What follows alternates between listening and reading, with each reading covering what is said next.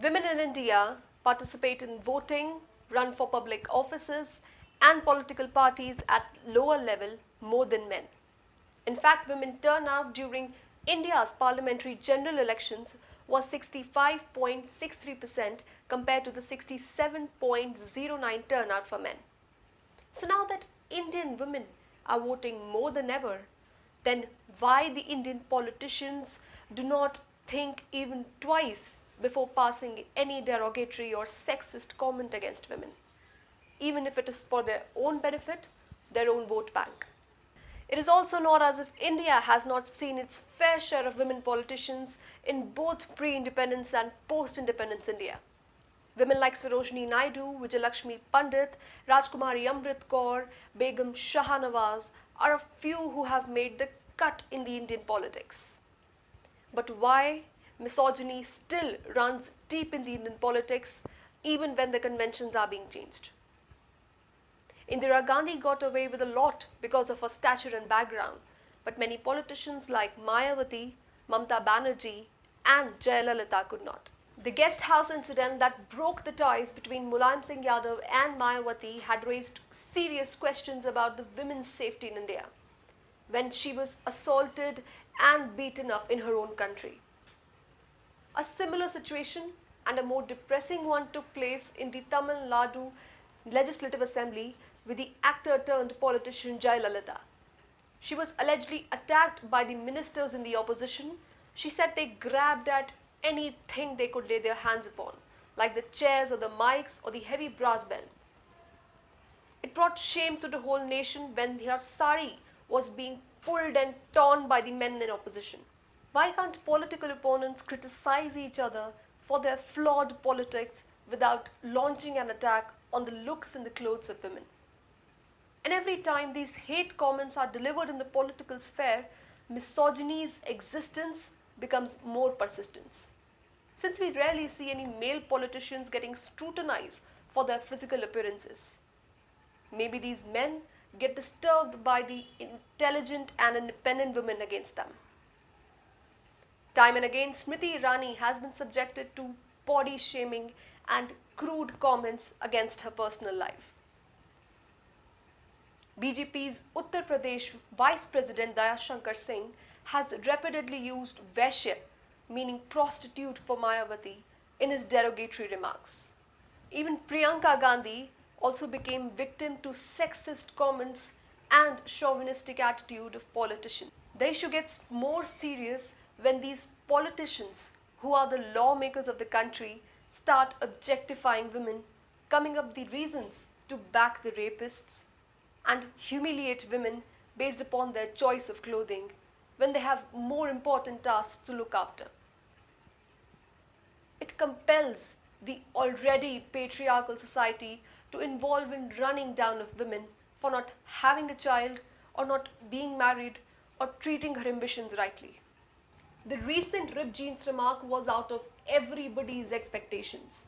And just after Mr. Tirth Singh Rawat's remark, Twitter started flooding with women posting their ripped jeans pictures and even asking the politicians to answer what wrong she's implicating to the society. The digital space or even social media has now given us the platform to reciprocate to such graceless thoughts that sometimes demonize women.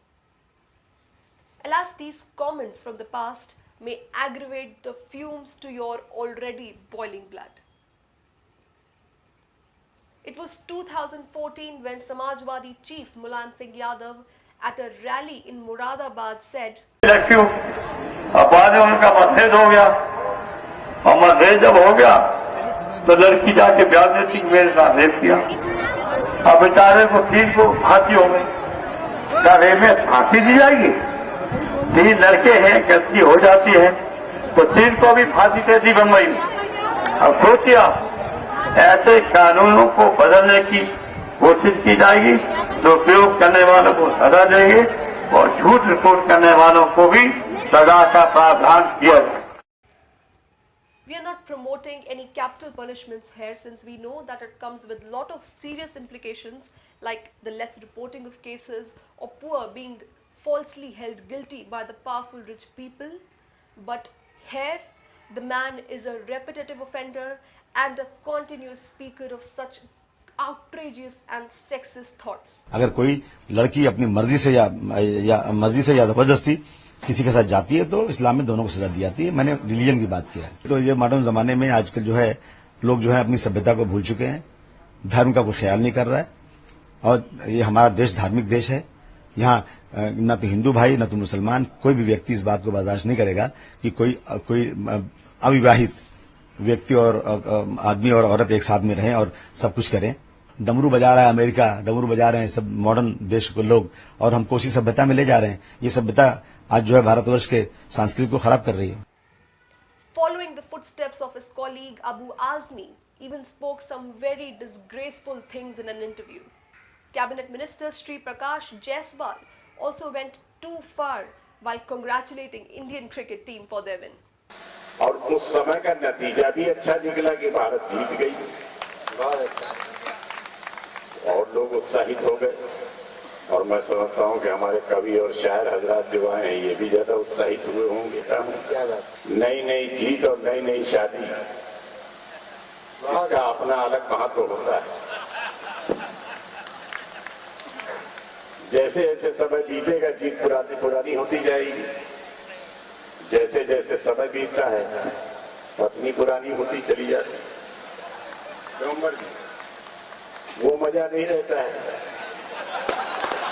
These old men may not know that their comments have the tendency to sway the criminal minds who become rapists, a domestic violence perpetrator, or just misogynist men. And this is not, we are just blabbering here. The most men we have talked about have represented Uttar Pradesh, and it is the only state that reports highest number of cases, crimes against women. There's this serious need to end this common patriarchal assumption of men that they possess women or even own her, which they regard as protecting or safeguarding her, so that even she cannot oppose it. If you have found this video useful, please subscribe to our channel Filter News and like this video, and do not forget to hit the bell icon.